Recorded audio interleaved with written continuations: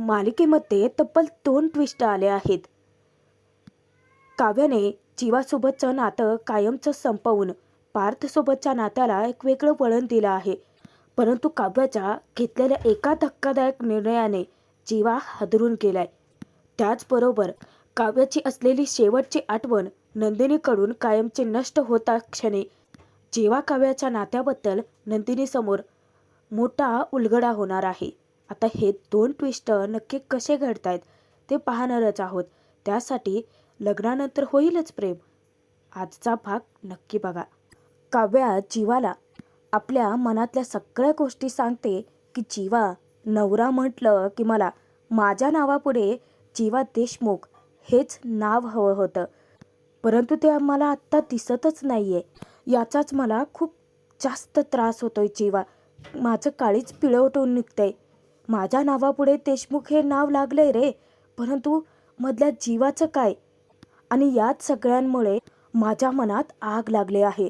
आता तीच आग तू नक्की कशी विझवशील जीवा? जीवा ही तिच्याशी तोडून बोलतो की का विझवायची मी? जेव्हा माझ्या भावासोबत तू सप्तपदीत चालत होती तेव्हा हा विचार नाही आला तुझ्या मनात? जेव्हा मी तुला मंगळसूत्र काढ म्हणालो होतो तेव्हा कुठे गेला होता हा विचार? मग आत्ता मला या सगळ्याचा जाब तू का विचारतेस? जेव्हा तू माझ्या भावासोबत लग्न करत होतीस ना तेव्हा तुझ्याच सारखा हा असाच मी तुझ्याच जागी उभा होतो. हेच विचार माझ्या मनात होते अगं. जेव्हा माझ्या भावाने तुझ्या गळ्यात मंगळसूत्र घातलं होतं तेव्हा तुझ्या मनात हा विचार आला नाही का? मी म्हणालो होतो काढ ते मंगळसूत्र, बोलतो मी सगळ्यांशी. तेव्हा काय केलं तू? माघारी फिरलीस. आणि हे सगळं आत्ता आठवतंय तुला? तेव्हा हाच जीवा तुझ्या मनात, तुझ्या नसानसात नव्हता का? कुठे होता तो जीवा? आणि तोच जीवा तुला आत्ता आठवतोय? तुझ्या नावाचा हा टॅटू प्रेमाचं प्रदर्शन मिरवण्यासाठी काढला होता अगं. चाललाय तो मी आता. आणि तुला मी हात जोडून रिक्वेस्ट करतोय, प्लीज सोडून दे हे सगळं. तेव्हा काव्यसुद्धा खूप मोठा धमाकाच करते. जीवाला ती म्हणते की तेच करणार आहे. या सगळ्या गोष्टी सोडून देण्याचा प्रयत्नच करणार आहे. तुझ्यावरती प्रेम करणारी, सतत तुझ्या मागे मागे फिरणारी, लग्नानंतर सुद्धा तुझ्याशी नाव जोडू पाहणारी ही काव्या आजपासून संपली. काव्याने जीवासोबतच्या प्रेमाचा चॅप्टर एकदाचा क्लोज केलेला असतो. आजपासून मी फक्त तुझ्याशी माझ्या नंदिनीताईचा नवरा म्हणूनच बोलेन. नकोय मला काही. मला माझा जीवाही नकोय. आजपासून माझ्यासाठी ते सगळं संपलंय. काव्याच्या बोलण्याने जीवालाही तितकाच त्रास होतो आणि तो तिचं बोलणं ऐकून तोंडही फिरवतो. काव्या त्याला स्पष्ट सांगते की संपली. जीवाची काव्या आज कायमची संपली. परंतु काव्याने जीवाशी जरी नातं संपवलं असलं तरीसुद्धा एक धक्कादायक निर्णय घेतलेला असतो. जीवाला ती स्पष्ट सांगते की हां, याचा अर्थ असा होत नाही हा जीवा की पार्थसोबत लग्न झालंय म्हणून ते नातं मी ॲक्सेप्ट करेन. तू जसं ताईसोबत लग्न झाल्यानंतर नातं ॲक्सेप्ट केलं, छान संसार चालू आहे तुमचा, परंतु मी नाही तसं करणार आहे. मी पार्थना सुद्धा डिवोर्स देऊन टाकेन. मला ना खरंच जीवा आता कोणत्याच गोष्टीचं अडकायचं नाही आहे. अरे पार्थ खूप चांगले आहेत, खूप प्रेम करतात ते माझ्यावरती, परंतु मला नाही आवडत ते. मला फक्त तू आवडतोस. आणि असं बोलून काव्या ते वाक्य परत करेक्ट करते की सॉरी, मला तू आवडत होतास. जीवाच्या अचूक लक्षात येतं या सगळ्या मनस्थितीतून जात असताना काव्याला किती त्रास होणार आहे.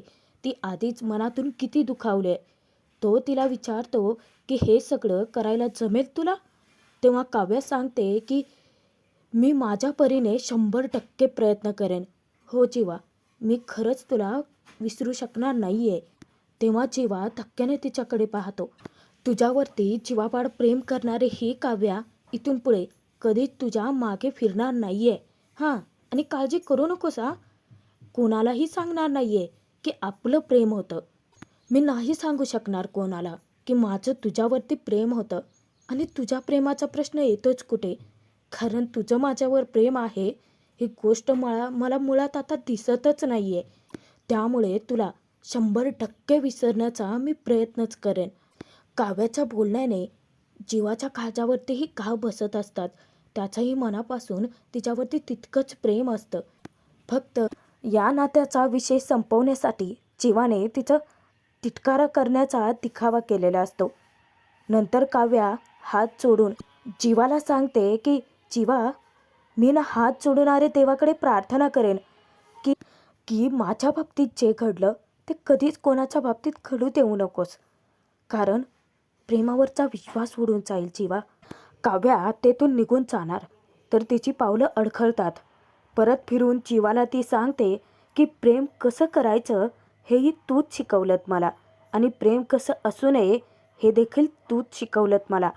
जीवाशी हे सगळं बोलत असताना काव्याचं काळीज किती पिळवटून निघते, तिला किती त्रास होतोय याची जाणीव जीवाला असते.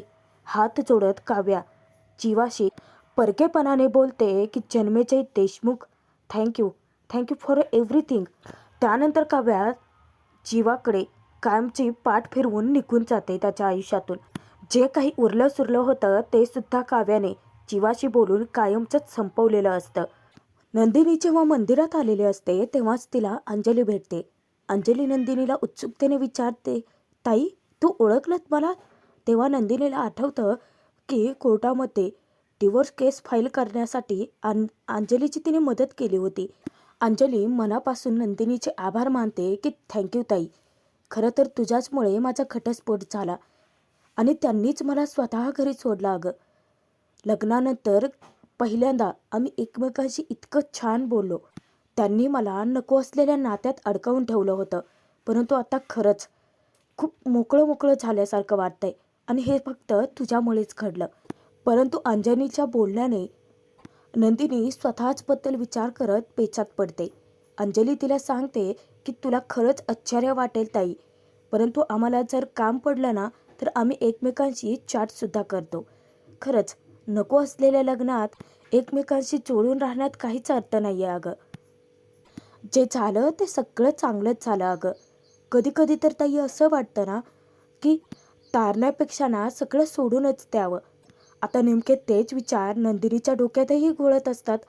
सैल तर सैल, परंतु गोष्टी तुटत तर नाहीत ना गं. नंदिनी पानावर नसतेच. जेव्हा अंजली तिला हाक मारते तेव्हा नंदिनी हसून तिला विचारते की तू आनंदी आहेस ना? झालं तर मग. या सगळ्याचं क्रेडिट अंजली नंदिनीला देते आणि तिला सांगते की तू माझ्यासाठी जे काही केलं आहेस ना त्यासाठी खरंच आयुष्यभर मी तुझी ऋणी राहील. तेव्हा नंदिनी तिला समजावते की वेडी आहेस का तू? माझ्यासाठी फक्त तू खुश आहेस ना तेच बस आहे. त्यानंतर अंजली निरोप घेऊन जाते. परंतु अंजलीच्या बोलण्याने नंदिनीच्या डोक्यात विचारांचं काहूर माजतं. तिचंही नातं नेमकं त्याच वळणावर येऊन ठेपलेलं असतं आणि अंजलीने जो सल्ला दिला अगदी तसंच करावं की काय असं नंदिनीला वाटतं. इकडे जीवा काव्या दोघे जरी एकमेकांपासून वेगळे झाले असले तरी मनाने अजून एकच असतात. जीवाच्या बोलण्याने जितकी काव्या खचून गेलेली असते तसंच काव्याच्या धक्कादायक निर्णयाने जीवासुद्धा तितकाच कोलमडून पडलेला असतो. काव्या टेरेसवरून खालती येते. तिच्या डोळ्यात तर पाणी काही थांबत नसतं. तीच अवस्था नेमकी जीवाचीही असते. तो काव्याच्या रूमकडे पाहत असतो. डोळ्यातून घळाघळा अश्रूही वाहत असतात. काव्या रूममध्ये येते, दरवाजा बंद करते. जीवाचं बोलणं काही केल्या तिच्या मनातून जात नसतं. शेवटी काव्याचा धीर सुटतो आणि काव्या घळाघळा तिथेच रडायला लागते. स्वतःच घेतलेल्या निर्णयावरती काव्याला स्वतःचाच खूप रागही येत असतो, तितकाच मनस्तापही होत असतो. परंतु शेवटी दुसरा कोणता ऑप्शनच नव्हता आणि जीवाने सुद्धा तिला परकेपणाची जाणीव करूनच दिली होती. प्रेम स्वीकारायला तो तयारच नव्हता. एका मनाने जे केलं ते योग्य वाटत असतं आणि दुसऱ्या मनाने जीवाला ते विसरूही शकत नसते. तिची नुसती कोंडी होते. काव्या अत्यंत दुःखात व्याकुळ होऊन इतकी रडत असते. त्यानंतर दुसऱ्याच सेकंदाला तिला जीवासोबतचं बोलणं आठवतं की प्रेम कसं करावं हेही तूच शिकवलंत आणि प्रेम कसं करू नये हे सुद्धा तूच शिकवलंत. त्यानंतर काव्या आपला फोन आपल्या हातात घेते. जीवासोबतच्या मोबाईलमध्ये साठवून ठेवलेल्या जेवढ्या काही आठवणी असतात त्याने काव्याचं काळीज अगदी होरपळून निघतं. जो फोटो पाहिल त्या फोटोसोबत जोडलेल्या प्रत्येक आठवणी काव्याला आठवत असतात आणि त्याचा जास्त मानसिक त्रास तिला होतो. काळजावरती दगड ठेवून इतक्या वर्षांचं जोडलेलं नातं जसं तोडलं, तशाच त्याप्रमाणेच जीवासोबतच्या प्रत्येक आठवणी काव्य आता मिटवायचं ठरवते. मोबाईलमध्ये असलेल्या सगळ्या आठवणी मिटवत असताना सुद्धा काव्याला तितकाच मनस्ताप होत असतो. तिचे हात थरथरत असतात. त्यानंतर ती स्वतःची पर्स काढते आणि पर्समध्ये जीवासोबतच्या फोटोचं जे लॉकेट असतं ते लॉकेट पाहिल्यानंतर काव्या कोलमडूनच जाते. जीवाची पण काही वेगळी अवस्था नसते.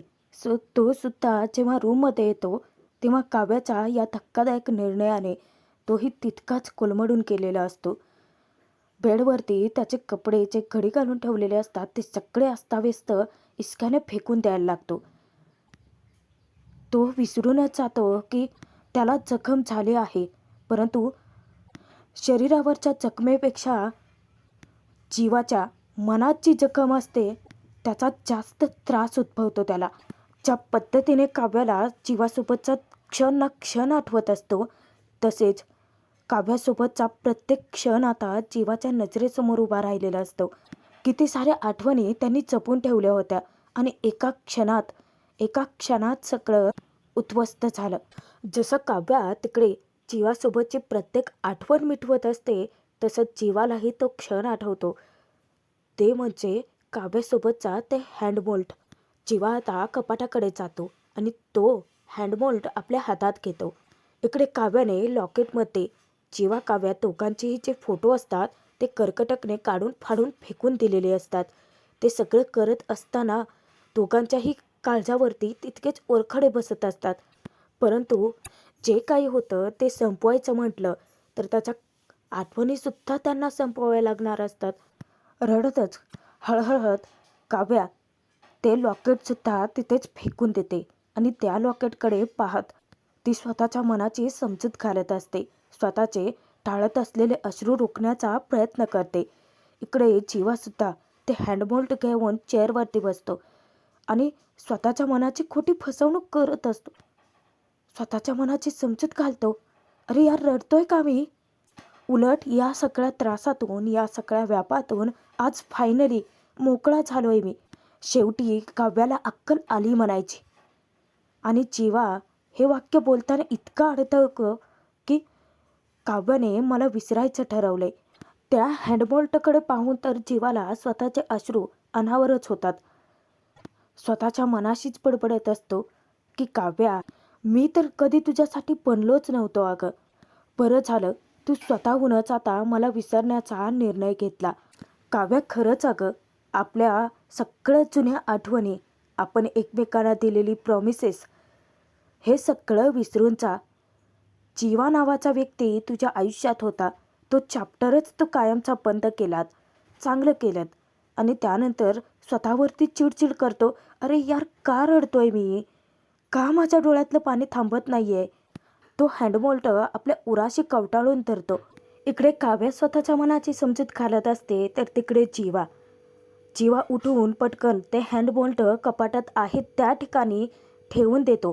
कपाट बंद करून तोही आपले अश्रू पुसण्याचा, स्वतःला समजावण्याचा प्रयत्न करत असतो. आणि काव्यासुद्धा. तर आजचा भाग इथेच संपतोय. पुढील भागात बघूयात. जेव्हा पार्थ घरी परततो, काव्याला अभ्यास करताना पाहून तो मुद्दाम तिची मस्करी करतो की अरे वा, नाही पण खरंच तुम्हाला असं परत अभ्यासाला लागलेलं पाहून खरंच खूप छान वाटतंय. आणि आज पुस्तकसुद्धा सरळ आहे बरं का. तेव्हा काव्या म्हणते की हो, आजपासून सरळ मार्गाने चालायचं ठरवलंय मी, मागचं सगळं विसरून. काव्याचं ते बोलणं ऐकून पार्थला खूप आश्चर्य वाटतं. परंतु नंदिनी समोर आता खूप मोठ्या सत्याचा खुलासाच होणार असतो. जेव्हा ती कपाट उघडते तेव्हा जीवाचं काव्यासोबतचं जे हँडमोल्ड असतं ते फुटतं. जीवा तिच्यावरती ओरडतो. नंदिनी त्याला समजावते की सॉरी, मी हे सगळं उचलण्याचा प्रयत्न करते. जीवा मोठ्यानेच तिच्यावरती खेकसतो की गप्प बस. अगं, शेवटची आठवण उरली होती आमची. काय केलं तू हे? आत्ता मात्र नंदिनी जबरदस्त शॉकमध्ये कोलमडूनच पडते आणि तिला आधीपासूनच तिच्या मनात संशयाची पाल जी चुकचुकत होते ते सगळं खरं असल्याची जाणीव